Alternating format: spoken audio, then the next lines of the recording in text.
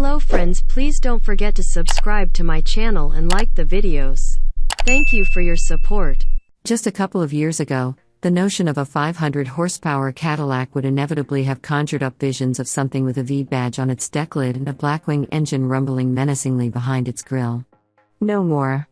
The 2023 Cadillac Lyriq AWD exemplifies how the EV revolution has turned ideas about performance upside down. Like many of today's EVs, this twin-motor, 500 horsepower version of the Lyriq is powerful and quick but otherwise extraordinarily normal. It doesn't look like a car that promises to smoke its tires into the next state, doesn't drive like one either. Instead, it evokes and updates the best aspects of Cadillac's past, their smooth ride, hushed, well-dressed cabins, and effortless power. Thank you, Electrons.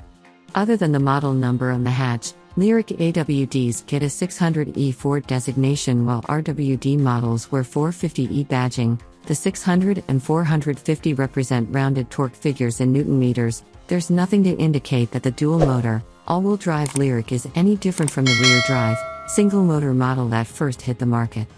We liked that car for its absorbent ride and quiet ways but felt it needed more than its 340 horsepower to be a fully realized Caddy. The Lyriq AWD solves that with a second permanent magnet motor driving the front wheels.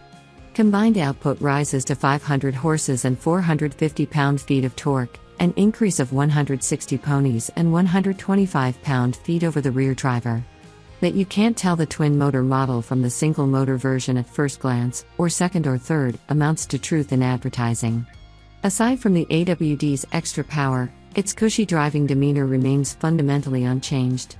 Stand on the Lyriq AWD's accelerator and it sprints to 60 miles per hour in 4.6 seconds and hauls itself through the quarter mile in 12.9 seconds at 113 miles per hour, improvements of 1.1 seconds to 60 miles per hour and 1.4 seconds and 14 miles per hour in the quarter. That should be energetic enough for most people, but it's only mid-pack in the EV universe. A Hyundai Ioniq 5, for instance, scoots to 60 miles per hour in 4.5 seconds. At the other end of the size and price spectrum, a nearly 7,000-pound Rivian R1S does it in 3.1, and there are a lot of ballistic EVs sandwiched between those two bookends. The Lyriq's power delivery harks back to the big-engine Cadillacs of yore and seems purposely tuned to underscore its luxury mission. Like the Lyriq AWD, the AWD's powertrain parses out the torque smoothly and gradually rather than bringing it on all at once with a bang like some competitors. Maximum thrust doesn't arrive until 40 or 50 miles per hour. The progressive pull is an integral part of the Lyriq's soft-spoken personality, as is the barely audible synthesized hum that accompanies acceleration. The cabin is as quiet as an isolation tank, registering just 63 decibels of interior sound as the Lyriq whooshes through the atmosphere at 70 miles per hour. A plush, composed ride nails the other signature Cadillac personality trait. The multi-link suspension glides over big pavement swells, is glassy on smooth highways, and almost never bobs. The pancake-style 102.0 kilowatt-hour Ultium battery bolted to the Lyriq's belly, the same capacity as in the rear-drive model, makes for a low center of gravity. That's likely part of the reason the Lyriq feels more agile than you'd expect for a vehicle weighing 5,838 pounds, but the Caddy is far more in its element cruising than chomping up serpentine roads. Cornering grip peaks at a relatively low 0.82 grams, and our test car's Michelin primacy all seasons, 265/50 are 20s all around, howled in protest when leaned on even lightly. The steering is confident but light on feel, and the brake system blends regeneration and hydraulic action smoothly.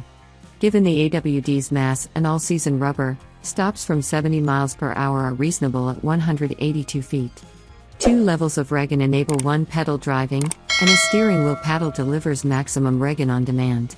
Our real-world testing exposed the one area where the dual-motor Lyriq suffers compared to its single-motor sibling, range. The EPA estimated range is close between the two, with the single motor at 312 miles and the dual motor coming in at 307. But on our 75 mile/hour highway range test, the rear-drive Lyriq covered 270 miles while the AWD version managed only 220. That's a big enough difference to influence how far you dare to roam. At least recharging won't take inordinately long. Our AWD tester came with the standard 11.5 kilowatt AC charging module.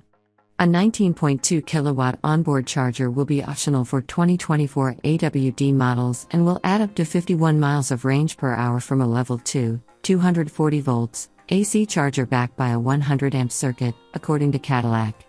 The battery can handle up to 190 kilowatts of DC fast charging, which the company says will replenish the range at a rate of about 77 miles every 10 minutes. For 2023, all Lyriqs came only in the luxury trim.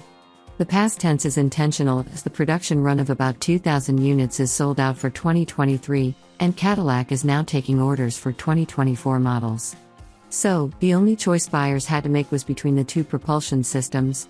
Since they're on even footing, the dual motor has the same roomy, handsomely designed interior as the single motor.